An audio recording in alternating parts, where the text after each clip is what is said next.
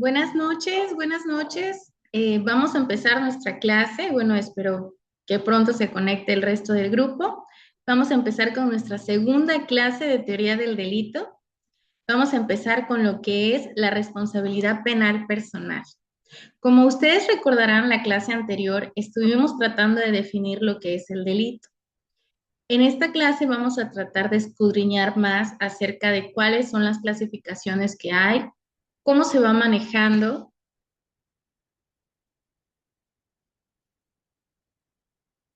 Hola, buenas noches, Rafa. Qué bueno que llegó. Me da mucho gusto saludarlo. Bueno, como les iba yo platicando sobre la teoría del delito, vamos a estar en nuestra segunda clase y vamos a hablar de la responsabilidad penal.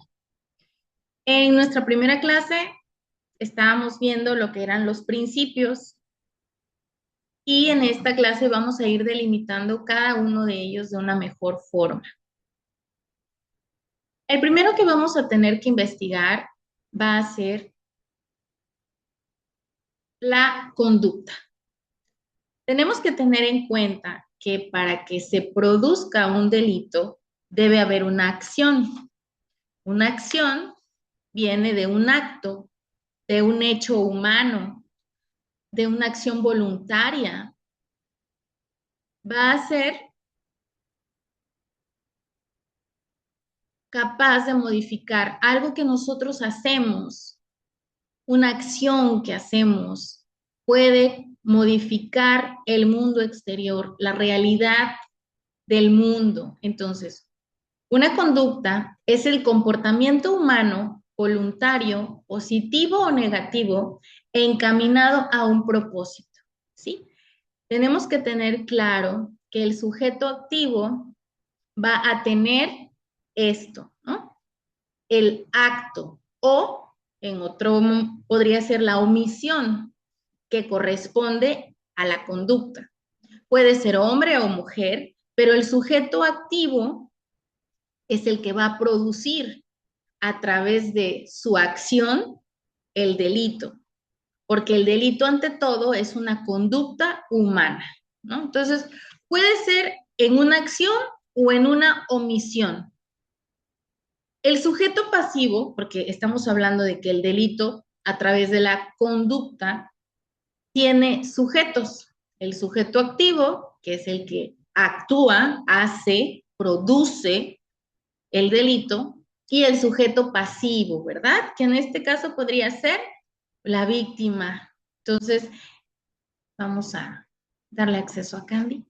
Entonces, teniendo en cuenta que la conducta es este comportamiento humano, voluntario, positivo o negativo, encaminado a un propósito, bueno, vamos a poner en cuenta a nuestros sujetos, ¿no?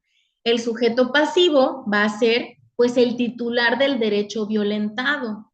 Tenemos que tener en cuenta de que estamos en un delito. Entonces, el sujeto activo va a ser el que lo provocó, el que da la acción, el que está haciendo con su conducta, con este hecho voluntario, un delito. Y el otro va a ser el sujeto pasivo, ¿sí? El sujeto pasivo va a ser, como les decía, el titular del derecho violado, el titular del derecho que ha sido violentado. Pero también hay otro que podría ser el ofendido. ¿Por qué? Bueno, ahorita les voy a poner un ejemplo. El ofendido va a ser la persona que resiente también el daño causado por la acción penal.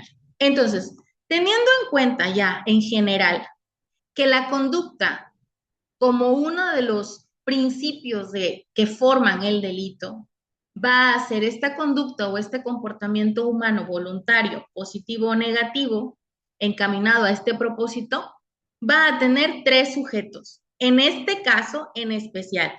¿Por qué? Porque vamos a hablar del homicidio. En este sentido, el sujeto activo va a ser el que está cometiendo el acto. El sujeto pasivo va a ser la víctima, el que muere, el que es arrebatado de la vida. Y el tercero va a ser la familia, los ofendidos, las personas que hoy lloran al que murió en esta comisión de delito o en este delito en particular, que es el homicidio. Entonces, ya nada más para que no nos quede duda, lo vamos a recalcar. Conducta. La conducta es la acción o acto de un ser humano que con él puede llegar a modificar completamente el mundo exterior, ¿sí? Porque muchas veces sucede que nosotros no nos damos cuenta, hay que trabajar esa parte, pero puede llegar a suceder que una acción que cometemos puede ser un delito. Puede ser por ignorancia o puede ser en un sentido consciente, ¿no? Y podemos ponerlo en algo sencillo. El que comete fraude, el que engaña con tal de ganar un fin, dinero económico y comete este engaño, porque al final es la forma de engañar a una persona para poder sacarle algún tipo de beneficio económico. Entonces, estamos hablando de que es una conducta, una acción delictiva. En el caso grave, como lo estábamos viendo el ejemplo, el de un homicidio, ¿no? Una persona que comete el acto, el sujeto activo, y el sujeto pasivo, la víctima, el que pierde la vida, y los ofendidos, en este caso, la familia. Todos ellos son sujetos de la conducta, son los que forman la conducta, porque la conducta es un principio que tiene el delito. La acción del delito está en la conducta. Entonces, tenemos que aclararlo para que podamos tener conciencia de que primero vamos a poner en claro, ¿hay conducta? ¿Se cometió el delito a través de ese comportamiento humano? O, pues se puede dar el caso que exista la omisión.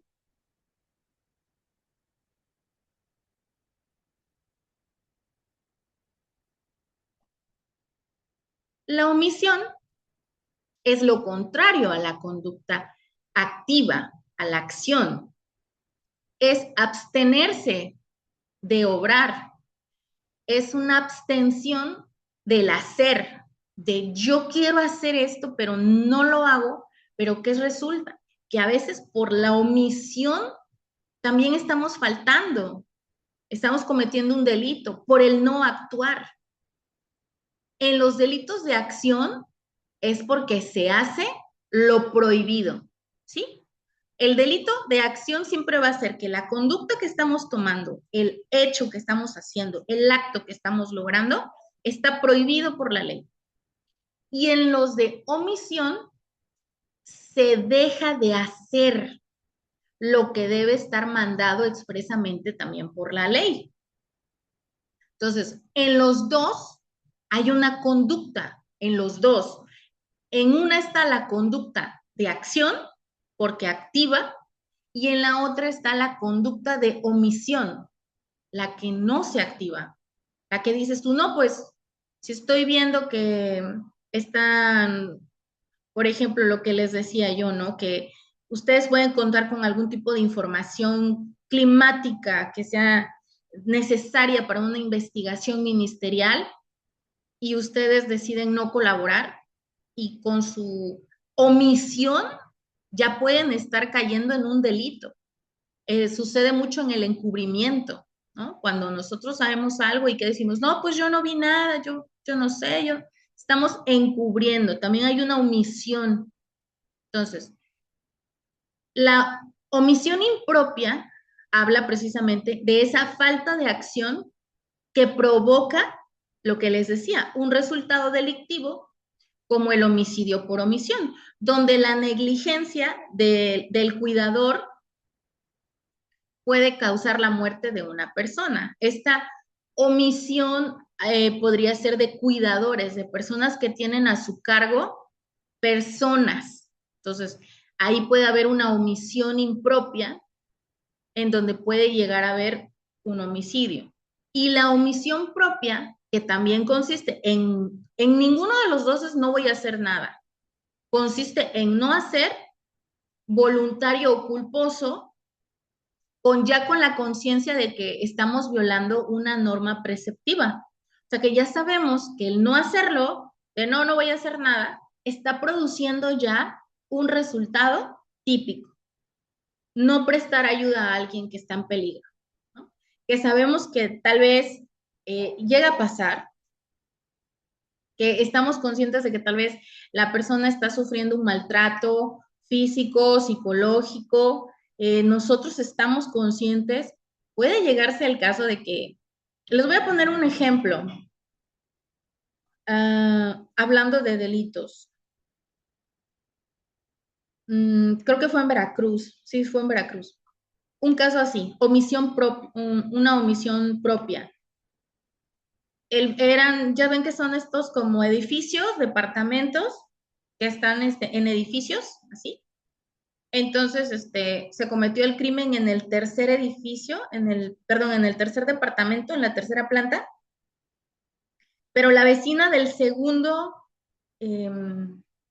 piso era muy amiga de la víctima, entonces todo el tiempo estaba comunicándose y sabía que había un problema de agresión física, de golpes, de violencia familiar, etcétera.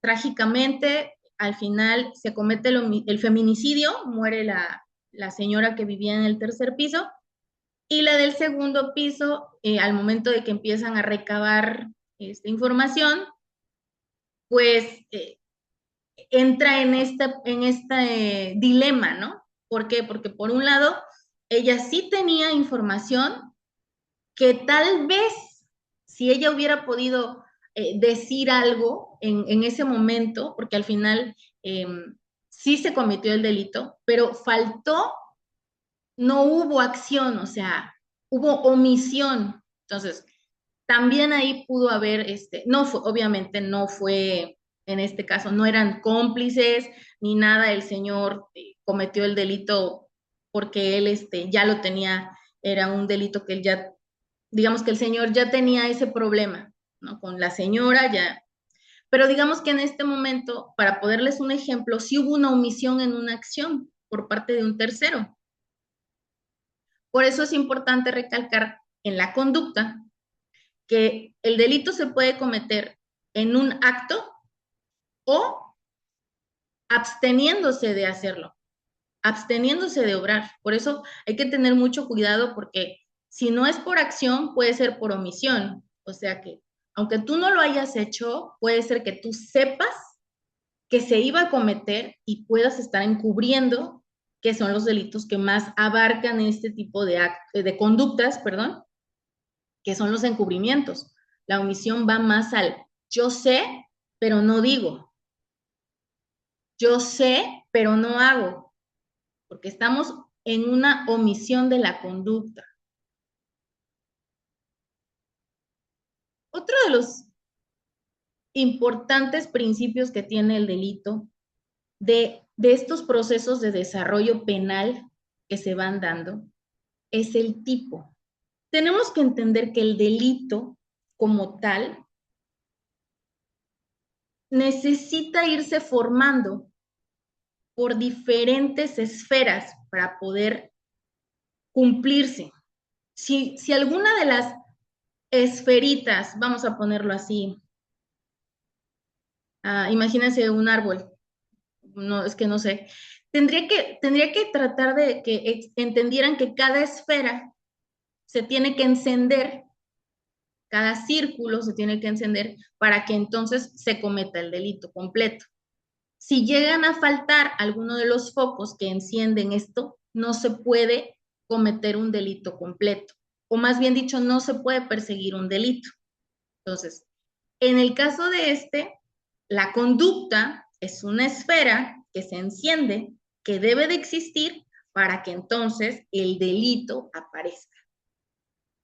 El tipo es otra esfera, es la creación legislativa para la descripción que tiene el Estado que hace de una conducta los preceptos penales. O sea, trata de explicar en qué consiste el delito, el tipo de delito Va a tratar de explicar la ley a través de una descripción, los elementos que debe tener, el comportamiento que debe de tener, como por ejemplo el homicidio, que es, según nuestro código, es el que priva de la vida a otra persona. Ese es el tipo y es contra personas.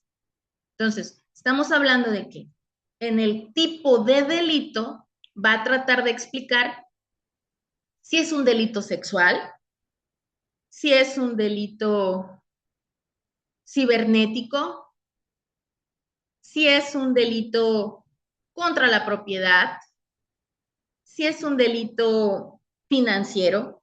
Entonces, ¿por qué? Porque son los tipos de delitos que se van a perseguir y que la ley ya tiene descritos, ya hay una descripción, ya podemos entender que si estamos hablando de homicidio, estamos hablando de una persona que está privando de la vida a otra, que si estamos hablando de un delito, por ejemplo, cibernético, estamos hablando de que hay una conducta en donde está haciendo a través de computadoras, a través de todo lo que son los aparatos tecnológicos, ¿no? A través del celular, a través de las redes sociales, delitos cibernéticos, porque al final lo que trata de hacer el tipo es la descripción de de la conducta negativa del ser humano. O sea, la ley se dio a la tarea de empezar a especificar qué tipo de conductas son las que van en contra de los valores, de la ética, de la moralidad, de los derechos humanos, de los principios pro persona. Entonces, la ley busca poder dar una descripción a cada uno. Eso nos ayuda a que se pueda encuadrar el delito y se pueda juzgar el delito. Porque se llega a dar el caso, o se llegó a dar el caso hace más de 20 años, cuando no teníamos tipificado el secuestro. Cuando resultaba que te secuestraban y no había forma de que la ley pudiera describir exactamente de qué se trataba este delito. Imagínense, hace más de 20 años, porque era un delito que no se había desarrollado, o si se había desarrollado, no había forma de poder perseguirlo. Ya después se describió perfectamente cómo era aquel que privaba de la libertad a otro por muchos lapsos de tiempo, con fines de tortura, con fines económicos, con fines sexuales, pero ya hubo una descripción. Gracias a eso es que la ley, gracias al tipo, a la tipicidad, a esta parte, es que tenemos delitos de tipo grave y delitos de tipo no grave. Como por ejemplo, ¿cuál sería un delito de tipo grave? A ver, ¿quién me podría decir? A ver, alguien que quiera participar. El de homicidio, maestra. Uno de homicidio, así es, ese sería uno de tipo grave. Y vamos a pensar uno que no sea tan grave, que ustedes digan, pues sí es un delito, pero no es tan grave. A ver, ¿cuál sería? Un De, delito no grave. lesiones. Lesiones. Así es. Entonces, tenemos una diferencia en los tipos. En ambos hay una descripción, porque debe de existir una descripción para cada delito, pero también se clasifica entre graves y no graves. También se clasifica en delitos sexuales, delitos cibernéticos, contra las personas, contra la propiedad, financieros.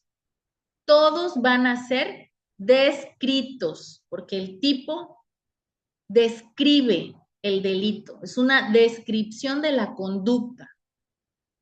De la mano de precisamente de que los delitos necesitaban conocerse, necesitaban describirse, para poder perseguirse, castigarse, juzgarse, pues viene la tipicidad.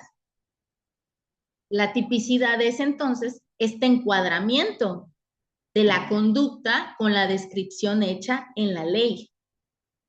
Es la coincidencia del comportamiento con el descrito por el legislador, ¿sí? Porque viene el legislador, tenemos ya descripción de tipo, viene la tipicidad y tenemos que entender que es la adecuación de un hecho, o sea, la adecuación del hecho delictivo, de lo que nos pasó, si nos robó, si fue un asalto, si fue un secuestro, si fue una violación, si fue un homicidio.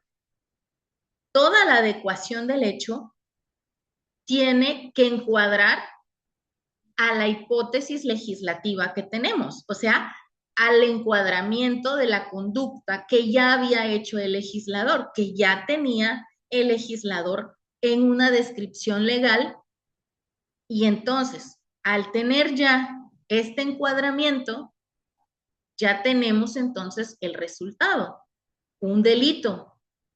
Ya tenemos entendido entonces que lo que sucedió, todo lo que sucedió en ese momento, sí es punible, o sea, sí es castigable, sí es de cierto modo ya perseguido por la ley, ya hay una razón por la cual se puede llegar a la fiscalía, ya tenemos entonces la descripción, ¿no? Y puede ser las peleas, ¿no? O sea, dos personas que se pelean, ya empieza una pelea, en los golpes, vienen las lesiones, uno le rompió los lentes al otro, el otro le rompió la ropa, vamos a suponer que fue de lesiones leves, que es la que llega a suceder a veces. Van a dar a la fiscalía y llegan ante el fiscal y en ese momento empiezan a decir, pues me rompió mi ropa, me rompió los lentes, ¿no? Tengo rasguñones, llega el peritaje, vienen los peritos a checar cómo estuvo, cuántos golpes, y entonces viene la clasificación de lesiones. Tenemos una clasificación de lesiones, porque lesiones es el tipo, ya tenemos la descripción de la conducta. Hubieron lesiones porque hay golpes. Se ven los golpes, se notan, se ven rasguños, golpes, los lentes rotos, todo. Pero como hay niveles, a través del encuadramiento de la conducta, vamos a saber en qué nivel de lesiones está. Porque hay, por ejemplo, lo que les platiqué de la pelea entre dos personas, vamos a pensar que es el más leve, que es del tipo de lesiones las que duran en sanar 7 días, ¿no? Que son las más, la ley prevé como de las más ligeras. O sea que si tienes un moretón, te golpeó un moretón, bueno, vamos a pensar que fue poquito, 7 días va a tardar, pero hay lesiones graves, ¿no? Entonces, dependiendo de cuánto tiempo tarde en sanar el cuerpo o la gravedad del daño que se haya cometido con la persona, es el nivel de las lesiones. Entonces, pero la tipicidad nos ayuda a poder encuadrar precisamente esa situación.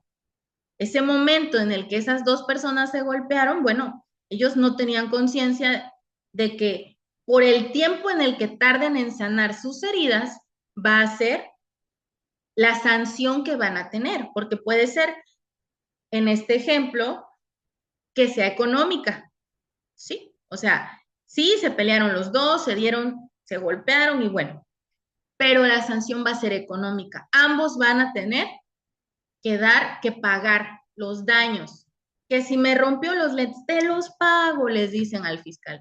O sea, viene en un sentido de que si hay sanciones, en este ejemplo, no va a haber cárcel porque va a haber una sanción económica, porque son, digamos que no ponen en riesgo la vida. Sí, te rompieron los lentes, sí, no sé, te arrancaron la ropa un poco, te rompieron la camisa, te te rasguñaste cuando te caíste, pero no pusieron en riesgo tu vida, entonces sí puede haber una sanción, pero la tipicidad nos ayuda precisamente a esto, a encuadrar la conducta, a adecuar los hechos sucedidos con una hipótesis legislativa que ya se tenía, con una coincidencia del comportamiento de estos señores que se pelearon con lo descrito ya en la ley. De eso se trata la tipicidad. Si no tenemos tipicidad de delito, o sea, si no existe la tipicidad en el delito, no lo podemos perseguir, no se enciende el otro foco. Necesitamos que se encienda, así como hubo conducta, la conducta de acción de que estos dos hombres decidieron golpearse, ahora también tenemos el foco encendido de la tipicidad. Son lesiones los que cometieron, se pelearon y pues ya tienen lesiones en sus cuerpos y encuadra con la ley. El hecho encuadra con la ley, entonces tenemos tipo y tenemos tipicidad. Podemos entender que ya se está formando el delito. Ya el delito ya está cada vez más a punto de lograrse completamente. Lleva más de la mitad, por ejemplo.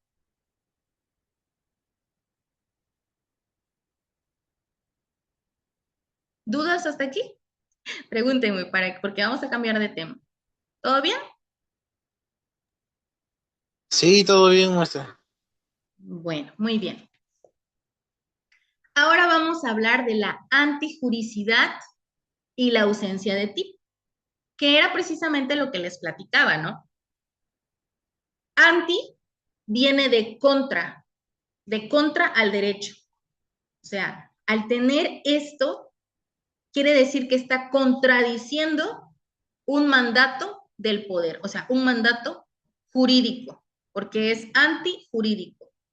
Y la antijuricidad radica precisamente en la violación del valor o del bien protegido, que se contrae en el tipo penal respectivo. Estamos hablando de cómo está en contra de la juricidad, de lo que acuérdense que nosotros vivimos pues en un estado de derecho, nosotros tenemos que estar pues derechitos en una conducta sana, una buena conducta, vivimos bajo las reglas, en las leyes, nosotros vivimos dentro de la juricidad, o sea, dentro de lo jurídico. Tenemos una vida jurídica en donde pues tratamos en medida de lo posible, ¿verdad? Siempre no caer en delitos. Entonces, cuando estamos hablando de una antijuricidad, estamos hablando que estamos en contra del derecho.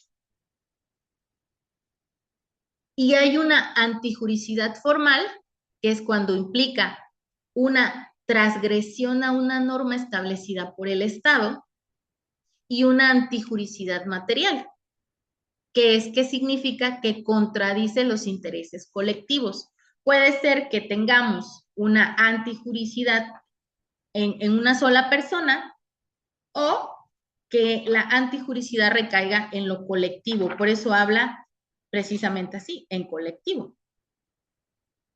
La antijuricidad también es parte de lo que se necesita para poder crear el delito, para que otro foquito se nos encienda, porque como es que algo que contradice al derecho, estamos hablando de que andar agarrándose a golpes en la calle, pues no, eso no está bien, no es correcto.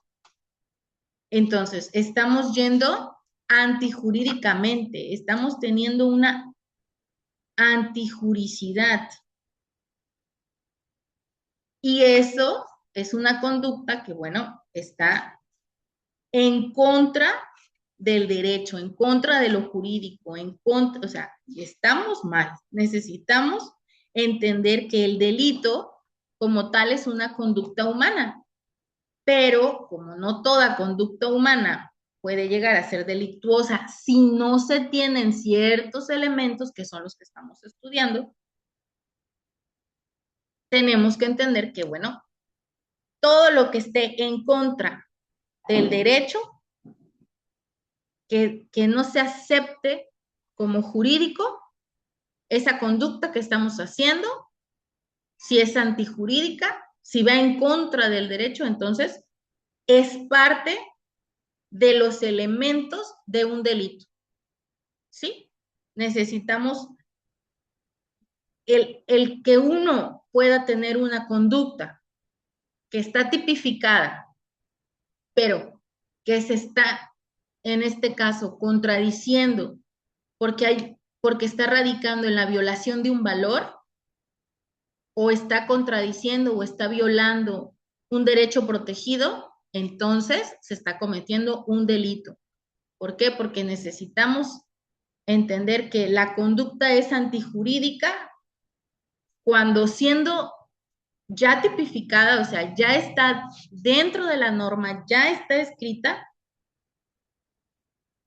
no protege causas injustificables, o sea, no puede uno por la vida ni golpeando gente, ni matando gente, ni engañando gente, ni robándole a las personas, eh, porque estamos violando. ¿Qué violamos? Derechos, estamos violando derechos, o sea, usted no puede ir por la vida violando los derechos de la gente. Entonces, esto lo llamamos antijuricidad y es una más de los focos que se van encendiendo para que el delito se cometa y se pueda también sancionar, porque por un lado lo identificas con la conducta, ya sabes que te portaste mal. Por el otro lado, ya hay tipo, puede ser, no sé, de tipo sexual. Ya tienes tipicidad, ¿no? Pues estuviste, cometiste el delito de violación, ¿no? Violaste o también si hubo una violación, este, ya sabes que es un delito. Antijurídico, pues estás contra el derecho de una mujer o de un hombre, porque la violación es para ambos sexos. Entonces, tenemos en cuenta que ya vamos casi llegando a la cúspide de lo que sería encerrar todo el delito, ¿no? O sea, vamos como por aquí a la mitad, nos falta otro poquito más. Y tenemos en cuenta también todo lo que va aconteciendo de forma más consciente sobre el delito. Porque antes uno dice, no, pues es que lo metieron a la cárcel. ¿Por qué? Le robó a alguien, mató a alguien. No, cometió el delito de robo, cometió el delito de fraude, cometió el delito de homicidio. O sea, estamos hablando de que ustedes ya van a tener ese conocimiento de cómo el delito está formado de una forma muy específica y está estudiado de una forma en la que ya tenemos claro cómo el derecho penal se ha ido estructurando, se ha ido formando, porque antes no existía eso. Acuérdense, a ver quién se acuerda cuál fue la primera ley que hubo antes de que existiera todas. Yo se los platiqué. A La ver, ley León. la ley del talión, ¿verdad, Rafa? Sí, maestra. Imagínate, antes, ¿cómo estaban las cosas? Ya tenemos todo este avance porque se acabaron las venganzas. Esas venganzas eran terribles en ese momento de la historia. Aquí ya tenemos, aquí ya nos podemos defender, aquí ya podemos decir, eh, por ejemplo, ya podemos, si nos acusan de fraude, de robo, ya podemos decir, bueno, cómo se dieron las cosas, si fue un fraude, ya podemos, si nos peleamos en lesiones, ya podemos decir por qué nos agarramos a golpes, o sea, ya tenemos, ya podemos hablarlo, platicarlo, ya levantamos nuestras demandas para poder entender que se cometió un delito y ver si podemos defenderlo al agresor a ver si es culpable, porque se abre una investigación, una carpeta de investigación. que se cumplan todos y cada uno de lo que se necesita para que el delito quede encuadrado y a la vez sancionado, es lo que se estudia, es lo que ahora estamos estudiando, ¿sí? Porque en el delito, como lo vamos a ver aquí, ustedes lo van a tener en conocimiento, porque ustedes no son juzgadores. Acuérdense que el derecho penal tiene su propia autoridad y son los fiscales.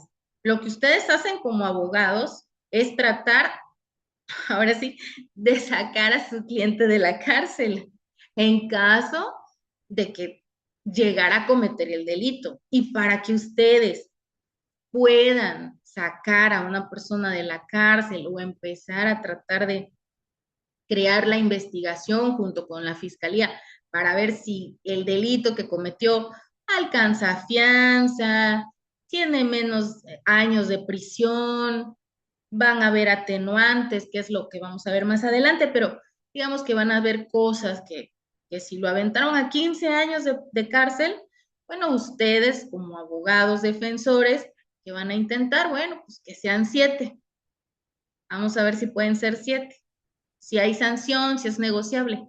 Pero para que ustedes puedan hacer eso, necesitan estudiar la teoría del delito para que sepan cómo está formado, qué es lo que el fiscal está haciendo.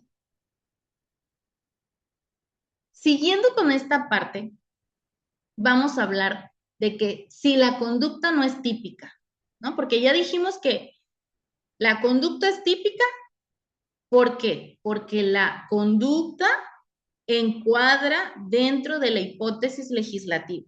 O sea, el legislador ya escribió, ya puso bien, el que priva de la vida de otro, delito, homicidio.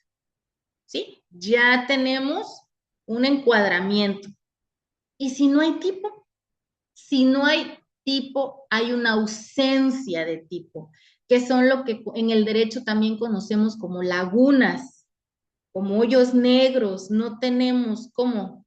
Y es que la verdad, les voy a ser muy sincera, cada vez las conductas delictivas, la mente criminal, la mente que comete delitos, están de una forma impresionante cómo van avanzando también. O sea, si nosotros avanzamos para poder tipificar y tipificar leyes y poner a entender cuál es el delito, parece que la mente criminal también, o sea, nada más están viendo cómo voy a robar, cómo puedo matar, cómo puedo agredir, cómo puedo secuestrar, de diferentes formas. Entonces, cuando hay una ausencia de tipo, es porque no se están integrando todos los elementos descritos. Hay una atipicidad, una ausencia, una falta de la adecuación de la conducta del individuo. Entonces, que era el ejemplo que les decía, ¿no? Que era hace más de 20 años cuando no teníamos el delito del secuestro tipificado, se confundía mucho, ¿no? Eh, porque en este caso, en ese entonces, hace más de 20 años, estaban ustedes jovencitos, o a lo mejor no, algunos más jóvenes estaban, no sé, en la primaria, eh, simplemente se desaparecía la gente y desapareció, pero no sabían que había que, después les hablaban por teléfono y entraba una laguna porque o era chantaje o era extorsión, pero pues si es extorsión, pero el individuo no está, se lo llevaron. Entonces, fue la ley la que, al haber una atipicidad, tuvo el legislador que detenerse a estudiar el delito del secuestro, que ahora es, o sea, si antes eran como era una descripción breve con todo lo que ha pasado durante todos estos 20 años, ya se ha ido cada vez estudiando más y más y más. Imagínense, antes no existía en el Código Penal, el único que aparecía era el rapto, ¿sí? Sí, el rapto, pero no lo habíamos tipificado en el sentido del secuestro. el rapto lo veníamos manejando como cuando se llevaban a una muchacha. Ya ve que existe todavía, ¿no? Pero llegabas, te raptabas a la muchacha o como decían antes, se huyeron, como les dicen también. Bueno, sí me entienden, ¿no? La robaban. Ándele, ándele, ya ves, sí sabe. Entonces, ¿pero qué sucedía? Pues ya llegaba el papá de la muchacha y decía, oiga, ¿dónde está mi hija? Pasaban tantos días, ya aparecieron, ¿no? Pues ahora que se casen, que venga lo de la vaca, lo de a ver qué vas a dar, un borreguito, un cochinito, y ya. Imagínense cómo ha ido cambiando, que ahora no, ahora se consolida el secuestro, porque antes no teníamos concebido que llegara a pasar eso. Cuando existe esta ausencia de la adecuación de la conducta al tipo, no podemos concretar el delito. No se puede, o sea, entramos les voy a poner otro ejemplo. Hace poquito tenemos uno, creo que se llama, es dentro de los nuevos, creo que se llama, es uno de los nuevos delitos aquí. Ya ven que contra la mujer hay nuevos delitos que han estado saliendo. Hay uno hace poquito, no me acuerdo cómo se llama, lo estaba yo buscando. Es sobre el acoso, ¿no? O sea, cuando un hombre acosa mucho a una mujer por redes sociales y cositas así, también entró a ser parte, antes no existía, ¿por qué? Porque antes no existía redes sociales, ¿no? Eh, el de este tipo de delitos que han venido a hacer un boom los últimos 10 años más o menos que ha ido cambiando, se originan por, por los medios electrónicos, ¿sí? Entonces, la ley ha tenido que adecuarse porque antes no existía ningún tipo de atipicidad.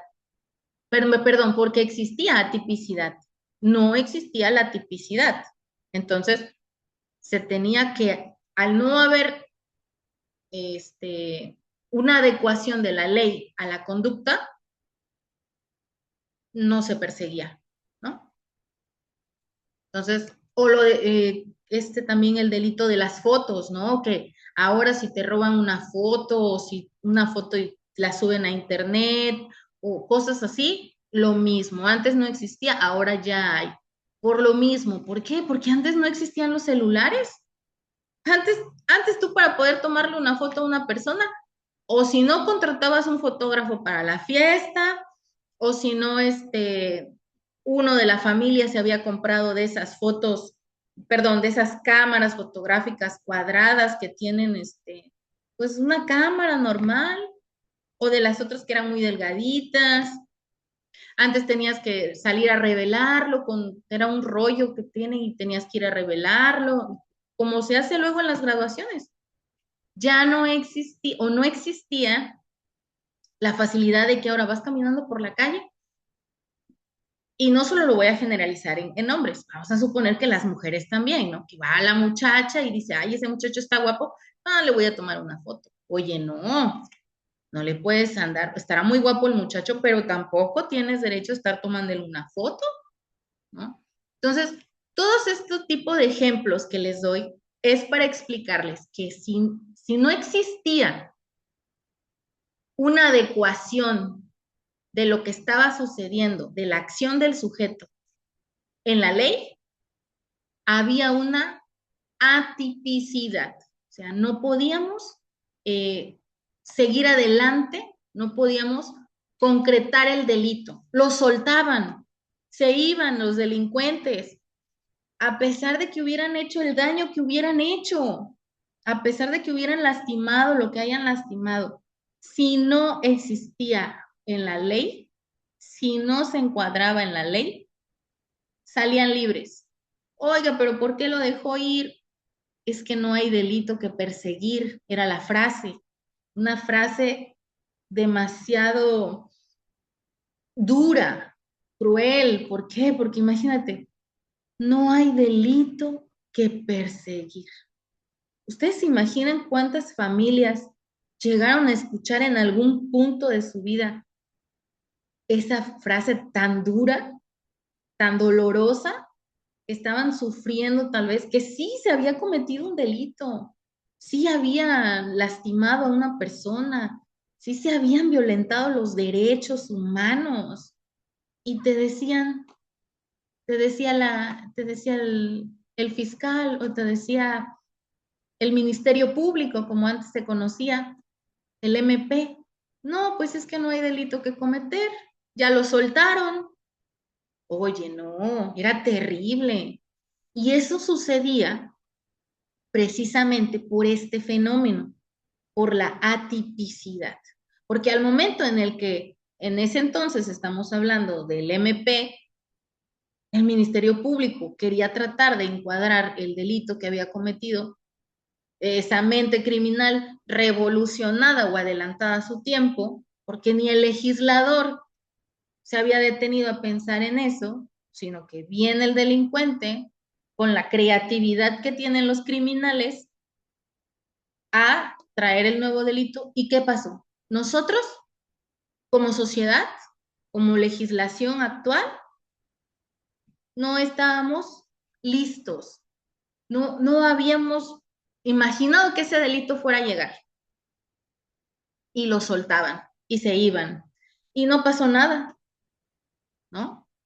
Y luego se quejaban si la familia hacía por su lado justicia, porque se llegó a pasar, que la familia llegó a hacer justicia, volvíamos a, diría Rafa, la ley del talión, que volvían a querer hacer. Ahora eran los otros los malos, ¿no? Eran los otros los que estaban siendo ahora juzgados, que porque habían agredido, pero el primero que había cometido el delito había salido libre. ¿Por qué? Porque no cuadraba el delito, porque había atipicidad, porque no estaba en la ley. Imagínense a qué grado, en qué momento de la historia eh, nos damos cuenta, porque les digo que el derecho va evolucionando. El derecho penal es de los derechos que más se van moviendo. Todos los derechos se mueven, todos los derechos hay que seguir estudiándolos todo el tiempo, pero el derecho penal, en alguna manera, como trabaja, es cuestión mucho de personas. Imagínense, o sea, los criminales, nosotros hoy estamos estudiando derecho y estamos tratando de aprender más acerca de la teoría del delito y otros ya están actuando delictivamente. Entonces, siguiendo con todos estos focos que vamos a ir encendiendo para que podamos concretar cuáles son los principios que generan un delito como tal, vamos a platicar de la culpabilidad. No me acuerdo, creo que en la clase pasada habíamos visto un poquito de esto, de la culpabilidad, y la vamos a ver igual, como este principio que es ese nexo intelectual y emocional. Es este nexo que tenemos para poder crear el delito, porque nosotros los seres humanos somos razón, pero también somos emociones. Acuérdense, pensamos con el lóbulo prefrontal, razonamos, sabemos el bien, el mal, estamos concretos aquí de forma madura, pero ¿y las emociones y los sentimientos? Esos están aquí atrás, los regula también la cabeza, pero están en esta parte. Ya estamos hablando de otras partes del cerebro que son más primitivas y que a la vez también más emocionales.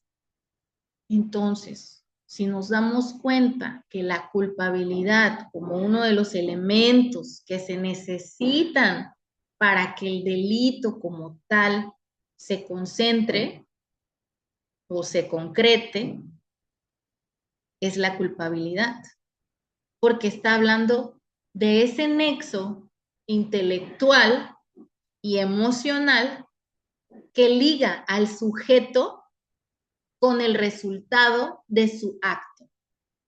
Porté Petit era un genio en el derecho, uno de los maestros del derecho que podemos tener en derecho penal, que estudiaba cómo era que el acto que nosotros como seres humanos cometíamos de forma delictiva siempre tenía ese rasgo intelectual porque lo estábamos pensando, ya lo teníamos en la mente, ya nos venía así como que venía ese pensamiento y emocional porque se llegaba a activar si estaba enojada la persona, si tenía miedo la persona.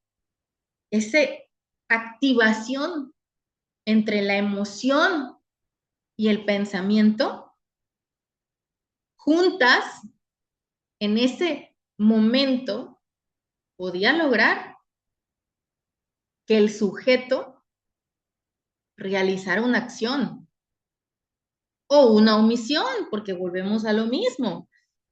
La culpabilidad está dentro de la conducta.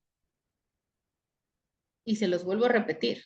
La culpabilidad está dentro de la conducta. ¿Por qué? Porque es ese nexo que tenemos los seres humanos. Esa forma en la que ustedes creen que el delincuente va pasando y de la nada dice, voy a asaltar a esa persona, cuando ya son tan, cuando ya es una conducta que siempre ha estado ahí, ya lo hacen sin pensar. Pero si no, todos tienen una primera vez. El delincuente también. El delincuente la primera vez que cometió un delito, lo pensó. Voy a buscarme una pistola, voy a buscarme un cuchillo, voy a estar en un lugar oscuro por donde pasa la gente de noche y al que pase lo voy a asaltar. Y yo necesito dinero y en mi casa hacen falta cosas o tengo una adicción y yo necesito dinero para comprar mis drogas. Toda esta conducta delictiva está la culpabilidad. La culpabilidad como ese nexo entre lo que estaba pensando y lo que estaba sintiendo, la emoción de este caso del criminal, ¿no? Del delincuente, del actor activo como la culpabilidad. Puede llegar a ser muy compleja, porque el ser humano como tal, nosotros como seres humanos, pues somos muy complejos, necesitaba estudiarse y estudiarse de forma que pudiéramos tener, digamos que, una distinción, la forma de distinguir la culpabilidad. Porque existen dos formas de ver la culpabilidad. Ojo, ambas siguen teniendo el nexo intelectual y emocional, porque somos nosotros, somos el intelecto, somos la razón, somos la cabeza, pero también somos humanos, también tenemos la emoción, el sentimiento, también tenemos estoy enojado. Oye, pero ¿por qué estás enojado? No, tú no sabes por qué estoy enojado. Solo nosotros sabemos qué nos hizo enojar. O es que estoy triste, pero ¿por qué estás triste? ¿No? Y no quieres decirlo o sí quieres decirlo. Estoy contento, la alegría, la frustración, estoy frustrado, no me gusta dónde estoy, o todo lo que nos hace la ansiedad, me siento ansioso, ¿no? todas estas emociones humanas hacen parte de la culpabilidad junto con un nexo intelectual que va a realizar un acto. Y ya dijimos que un acto es la conducta, ¿no? O una omisión, ¿no? Porque cuántas veces se ha visto que por omisión, por no decir algo que sabemos, y no decimos porque a lo mejor podemos hacerle daño a una persona que queremos. Y bueno, pues como si yo digo algo, eh, tal persona va a sufrir. Entonces, no, mejor no digo nada. Y tenemos una omisión en la conducta, pero ¿ya vieron cómo ahí está la emoción? No, es que no quiero lastimarla. Si ella se entera, si ella sabe, la voy a lastimar. O en el caso de las mujeres, no, no, no. Es que si él se llega a enterar, si yo digo algo, se va, me deja, se olvida de mí, ¿no? Entonces, vuelvo a lo mismo.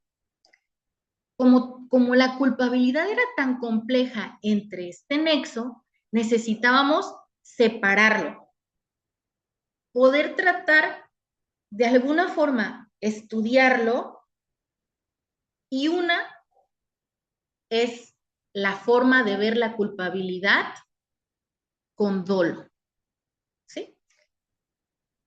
El dolo que viene de, de dolo de consistir en un actuar, pero consciente, voluntario, dirigido a la producción de un resultado típico y antijurídico, ¿sí? Porque el dolo, estamos hablando en un lenguaje legal, en un lenguaje jurídico, dentro del derecho penal, va a consistir en que estoy consciente de que voy a hacer algo malo. Y aún así, lo voy a hacer. Entonces, sí, si es culpabilidad, si es ese nexo intelectual y emocional, pero hay conciencia, sí la hay. Sí estoy de acuerdo que si me compro una pistola, no es para andar echando besos a la gente, ¿no? Es que si alguien se llega a meter a mi propiedad, vamos a suponerlo, pensando que estamos hablando en defensa propia, ¿eh? Me compro una pistola, al primero que escuche que se anda metiendo por mi casa o que a mis terrenos o algo, aviento balazos, aviento tiros. Porque ya estoy consciente que un arma, aunque yo lo vea como un medio de defensa, sigue siendo un arma. Y las armas producen daños. A veces puede ser una herida de bala que no ponga en riesgo la vida, y la otra es que priva de la vida. Entonces, en el caso del dolo, cuando viene esto, en el delincuente, estamos hablando de que estaba consciente cuando ya lo había concientizado, ya había dicho, eh, a ver, vamos a poner un ejemplo. ¿Se acuerdan que les dejé de tarea que trataran de encuadrar dentro de los delitos que vimos la semana, clasificación de delitos de la semana pasada, delitos de orden común, los que encontraran, la nota roja? Encontraron uno, varios, ¿no? Supongo, a ver, ¿quién ya hizo la tarea? No he revisado la plataforma. ¿Sí han hecho la tarea? ¿O apenas van? Yo ya la hice, maestra, ya la mandé. Ok, muy bien. Bueno, vamos a, vamos a ver. ¿Me da un ejemplo que usó?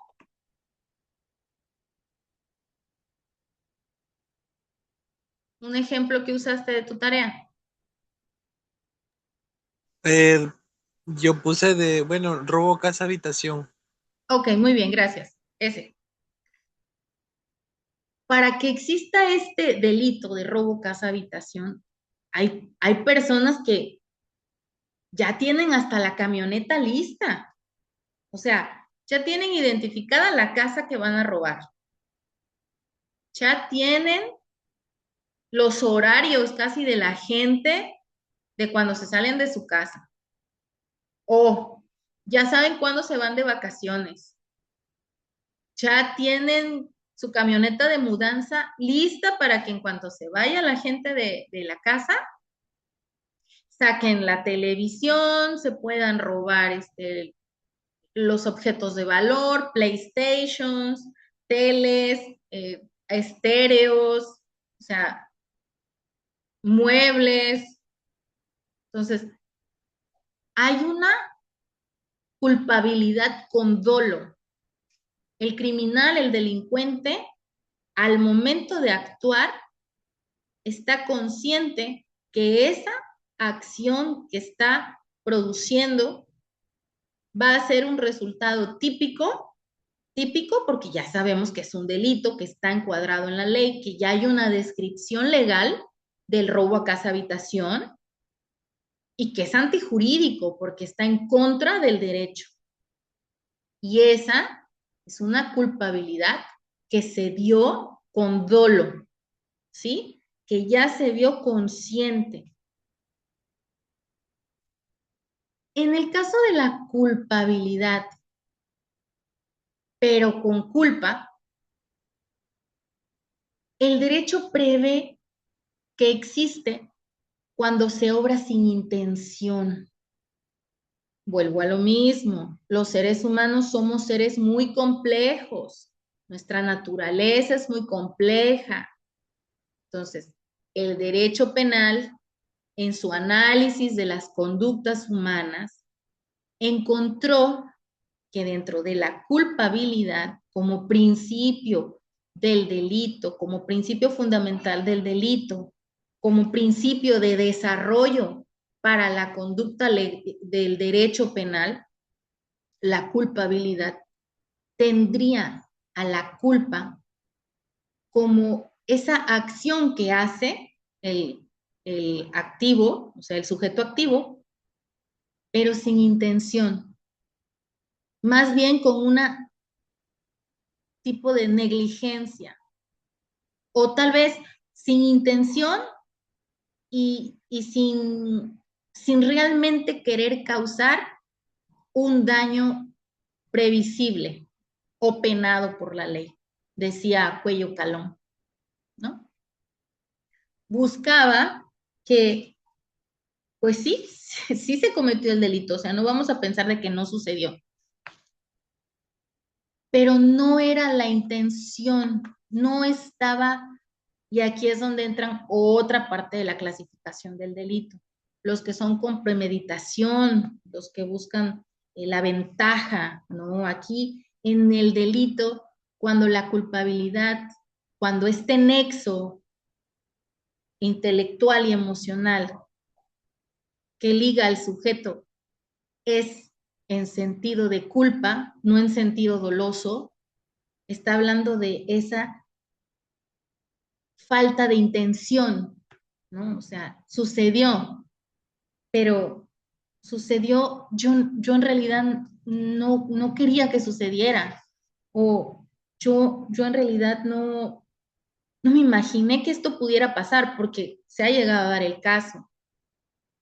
Y me acuerdo que su compañero Oscar en algún momento me llegó a comentar precisamente de un delito como un homicidio culposo en donde puede llegarse a dar el caso de que estaban peleándose a golpes, se supone que iba a ser por lesiones, o se cae una persona también, se resbala, y hay una muerte, vamos a poner, o si no, por un cuidador, o ya sea por una pelea, pero no era la intención, o sea, no se llegaba a eso, podía llegar a ser culpa, o sea, a través de una sin intención.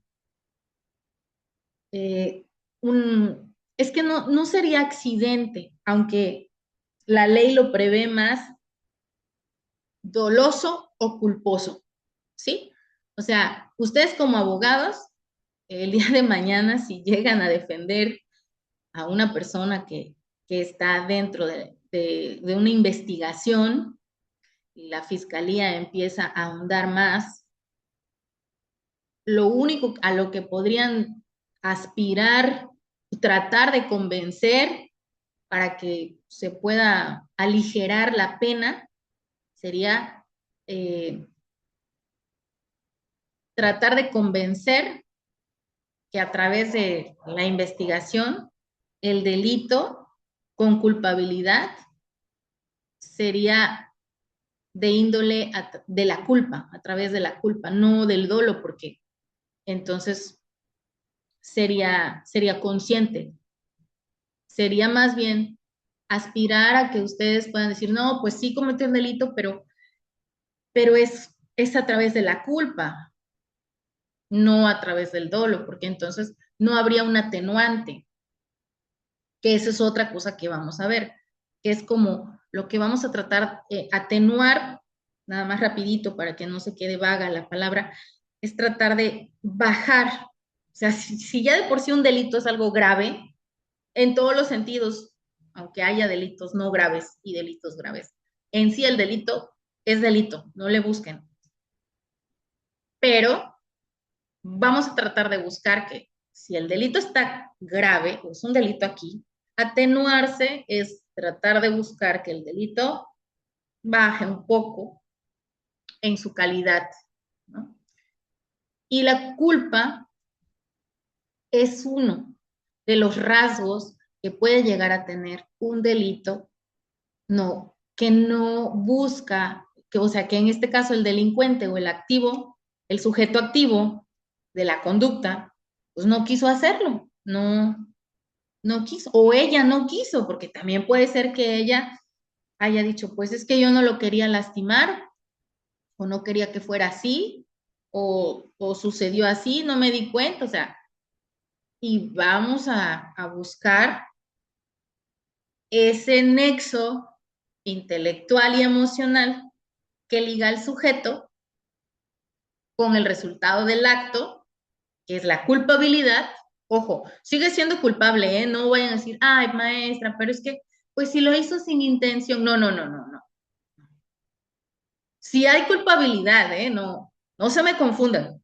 Sí hay culpabilidad, pero la ley en su estudio, a través de años de estar estudiando al ser humano, ha entendido que puede haber delitos dolosos y delitos culposos. Pero ojo, sigue siendo culpabilidad. A como ustedes tengan entendido que la culpabilidad es esto, este nexo intelectual y emocional, ¿sí? Que va a ligar a este sujeto con un resultado, con un acto. ¿Dudas hasta aquí? ¿Estamos bien?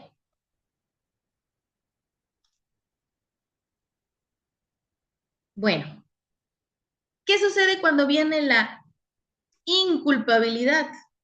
Que es cuando dicen, no, mi cliente es inocente, él no es culpable de nada y viene la inculpabilidad. Bueno, pues precisamente es eso, porque no vamos a decir que no.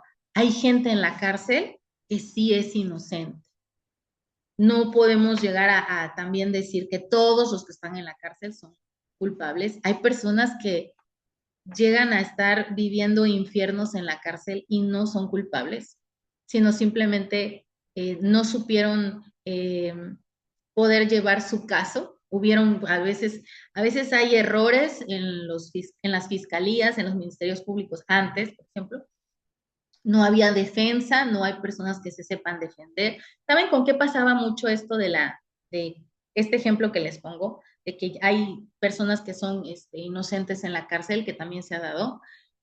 Los que necesitaban traductores, ¿sí? O sea, estas personas que necesitan traductores de lenguas, por ejemplo, si sucedió en una lengua en algún lugar donde existiera una etnia y hubiera un lenguaje y no supieran defenderse y cuando llegaban a los juzgados, porque pues ya mató a machetazos a Mengano de tal, supongamos, o ya se supo de una riña, ¿no? Entre ellos. Pero al momento en el que quieren hablar cada uno, decir, pues yo lo hice por esto, yo lo hice por esto, no había traductores. Entonces, ¿qué sucedía? Para lo cómoda que llegó a ser en algún momento eh, la, la falta de empatía, porque es la comodidad a tener la falta de empatía, ¿no? O sea, ya estoy cómodo en no empatizar con estas dos personas que me están hablando en un dialecto que no entiendo, pero los chismosos que sí vieron más o menos cómo estuvo la cosa y que sí hablan español o que sí hablan mi lengua, pues ya me dijeron quién es el que mató a quién y no supe bien por qué empezó, pues se van los dos a la cárcel. O no fue en legítima defensa, o sí fue en legítima defensa, pero como no se pudieron nunca llegar a un acuerdo porque no se les entendía a ninguno de los dos se van para la cárcel. O uno se va para la cárcel y resulta que el que se va era el inocente. O sea, sí ha existido la falta de inculpabilidad, pero ha llegado el caso en el que les platico, ¿no? Que sí ha llegado gente inocente que, y les puse el ejemplo de las lenguas, ¿no? Que no hay traductor. Ahorita pues llevamos lentos, yo espero que mejor que antes, pero la inculpabilidad va a ser esa ausencia de la culpabilidad, ¿sí? Ya dijimos que la culpabilidad es el nexo entre la intelectualidad y la emoción. Entonces, si hay inculpabilidad, estamos hablando de que no existe ese nexo, que opera al existir la ausencia de los elementos del conocimiento y la voluntad. O sea, no existe. En la inculpabilidad no existe ni el conocimiento ni la voluntad. O sea, no existe lo que les contaba de que me voy a comprar un cuchillo, me voy a comprar una pistola, o ya sé por dónde vive, a dónde la voy a asaltar, o ya sé dónde trabaja, ya sé dónde lo voy a asaltar, si es una persona que trabaja a altas horas de la noche, ¿no? Y el delincuente o el sujeto activo, pues no sabe. Entonces, hay una ausencia de conocimiento y de voluntad. En la inculpabilidad no hay, no existe, hay ausencia de esto, de este nexo de la mente, de la intelectualidad y la emoción, ¿no? No hay conocimiento y no hay voluntad de querer agredir, lastimar, robar, asaltar, o sea, simplemente a veces puede llegar el caso de, yo estaba ahí, les pongo el ejemplo, riñas, sucede mucho en las riñas, ¿no? O sea, son como 20 o 30 personas, empiezan a pelear, todas las lesiones, uno le tira un botellazo al otro, y tú ibas pasando por ahí porque te quedaba camino a tu casa y si doblabas por ahí, pues tú simplemente querías acortar un poco el camino de tu casa al trabajo. ¿Qué te ibas a imaginar que iba a haber una riña y que se iban a pegar y que se iban a pelear y que se iban a pegar y que los botellazos iban a salir? ¿Tú qué? Tú no tenías ni conocimiento de lo que estaba pasando, tú no ibas a saber ni por qué se estaban peleando y no tenías la voluntad, o sea, tú ni ganas tenías de estar peleándote, tú ni ganas tenías de estar aventando botellazos, de estar pegándole al otro, ¿no? Tú simplemente querías llegar más temprano a tu casa. Entonces, la inculpabilidad es precisamente la ausencia de la culpabilidad, es la ausencia de los elementos del conocimiento y la voluntad. Sí existen inimputabilidad. Habla acerca de que tú no estabas ahí para poder seguir creando caos. Viene del error y la ignorancia. La inculpabilidad puede llegar a ser que, ¿cuál fue tu error? Pues de que no te quisiste dar la vuelta más larga. Vamos a suponer que no querías pasar por un puente, te querías ahorrar el tráfico, los semáforos, que tu casa te llegaran a decir, oye, pero ¿por dónde te vas a ir? Oye, si pasas por ahí me traes una leche, un yogur o me traes el pan y que la mujer te haya dicho, ¿y tú qué dijiste? No, mujer, por ahí no me voy a ir, voy a cortar. Y zas, en la riña, creaste sin querer, porque esto es circunstancial, estamos hablando de que son circunstancias, un error y la ignorancia. El error, pues de que te fuiste por donde no, tenías que haberte ido, a lo mejor te hubieras ido por el otro lado. Y la ignorancia, porque tú qué ibas a saber de que allá por donde tú vas a pasar, la policía está empezando a llevarse a todos los que están, a todos. Y tú que ibas pasando, pues vas para adentro, te lleva la patrulla. Y ya cuando estás allá, ¿qué haces? Hablar a tu casa. Oye, mamá, papá, mujer, hijo, ¿dónde estás? Pues en la cárcel. ¿Qué te pasó? Me llevaron. ¿Por qué? Iba yo pasando en una riña callejera, empezaron los botellazos, yo pasé y ¡pum! Estás viviendo la inculpabilidad. ¿Por qué?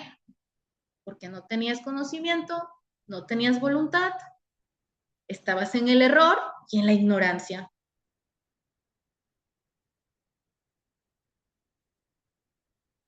Bueno, hasta aquí vamos bien. ¿Cómo se sienten? Ya casi acabamos, ¿eh? Lo último es bien poquito.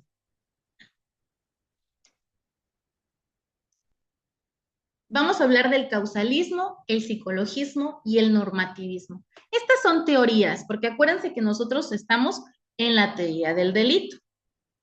Entonces, como estamos dentro de una teoría, necesitamos aprender un poquito nada más de cada una de estas teorías, porque nos ayudan a entender más la teoría del delito.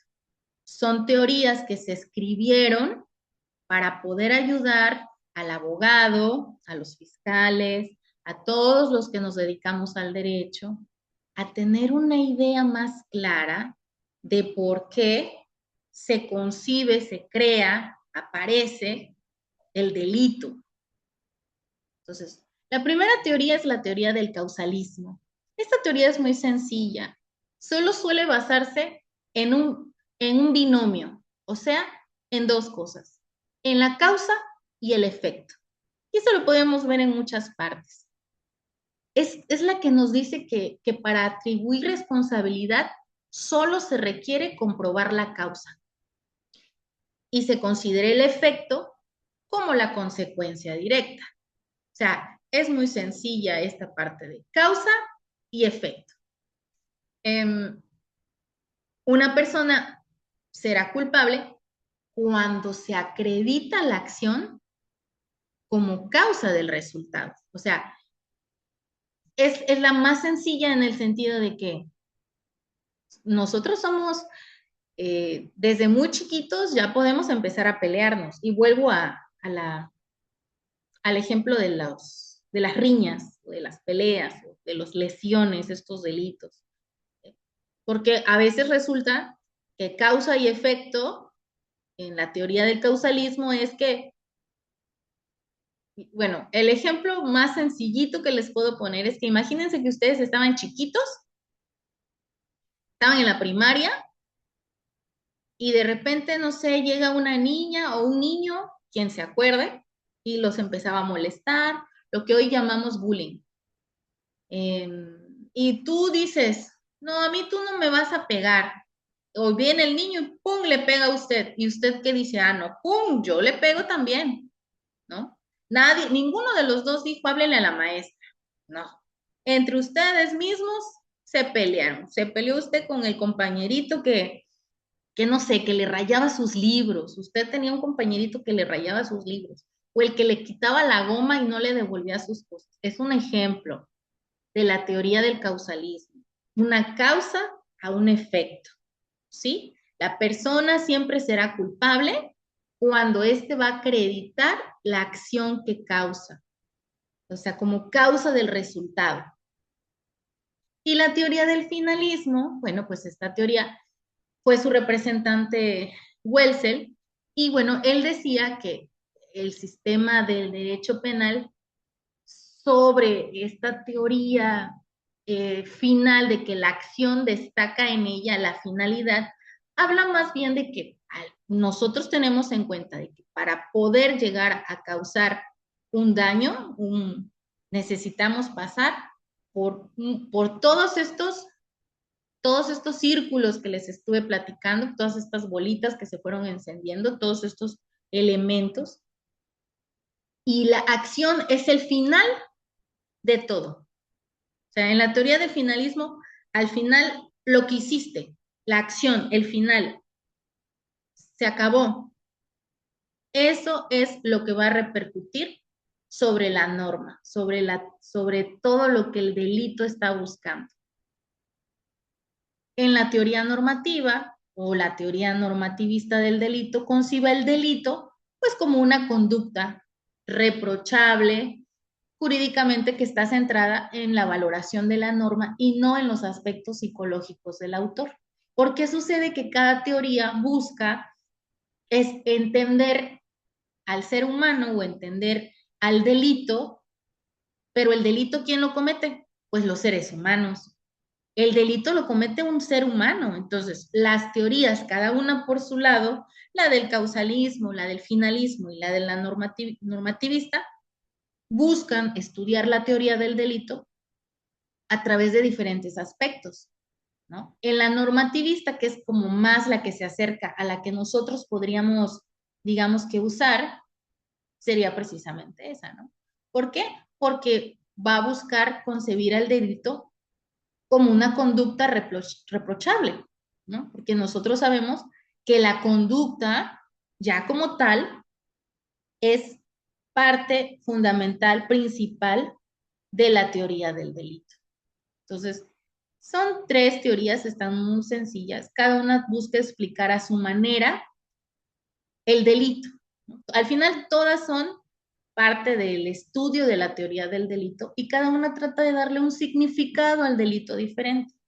Es más filosófico, legal, pero también nos ayuda, nos da un poco más de esa conciencia filosófica, jurídica, que todo abogado tiene que desarrollar porque es importante. Bueno, hasta aquí vamos a dejar la clase. Espero que les haya gustado. Yo estoy encantada de poder verlos cada semana y poder platicar con ustedes de la teoría del delito. Voy a subir las diapositivas a la plataforma para que puedan seguir viéndolas, estudiándolas y revisaré tareas. Les agradezco mucho que estén conmigo esta noche. Cuídense mucho, pórtense bien, por favor, estudien y los veo la próxima clase. Que pasen una bonita noche. Gracias, maestra, mucho gusto. Gracias, Gracias, Candy. maestra. Igualmente, linda noche. Hasta luego, maestra. Hasta luego, Rafa. Hasta luego.